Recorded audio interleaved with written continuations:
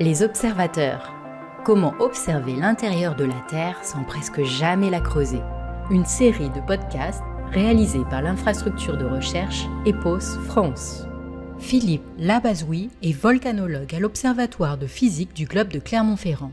Il utilise des drones pour observer les volcans. C'est à toi, Philippe. Je suis Philippe Labazoui, volcanologue et géophysicien à l'Observatoire de physique du globe de Clermont-Ferrand et rattaché au laboratoire Magmas et Volcans.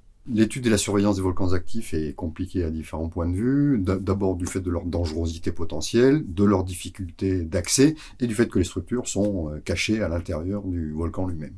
En complément des dispositifs de surveillance qui sont mis en œuvre dans les observatoires volcanologiques à la surface des volcans, on peut utiliser des moyens comme les drones qui permettent d'embarquer des capteurs géophysiques qui vont être capables d'imager ce qui se passe à l'intérieur des volcans. On arrive avec nos drones à proximité du volcan, mais à distance de la zone dangereuse, ce qui est l'avantage de ces drones qui embarquent des capteurs mais sans personnel à bord, à la différence des ULM et des hélicoptères par exemple.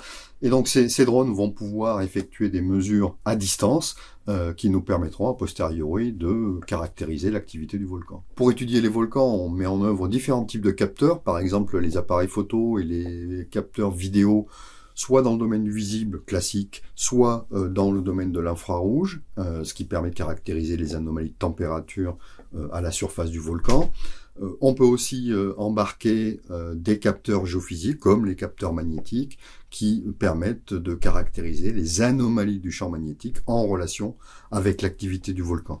On peut ainsi caractériser la remontée d'un magma chaud, à haute température, donc non magnétique, qui va se propager à l'intérieur du volcan. Ainsi, dans le cadre du projet Volcadrone, nous effectuons de façon régulière des mesures sur le piton de la Fournaise à La Réunion, sur l'île de La Réunion, afin d'imager et de caractériser l'évolution dans le temps de l'activité de ce volcan. Donc l'utilisation des drones et des capteurs miniatures qu'ils embarquent devient aujourd'hui un outil scientifique qui se démocratise et qui devient très utilisé dans tous les laboratoires, que ce soit en France ou à l'étranger.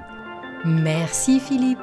Quant à vous, auditeurs curieux, rendez-vous pour d'autres épisodes de notre série Les Observateurs sur notre site web observataire.fr.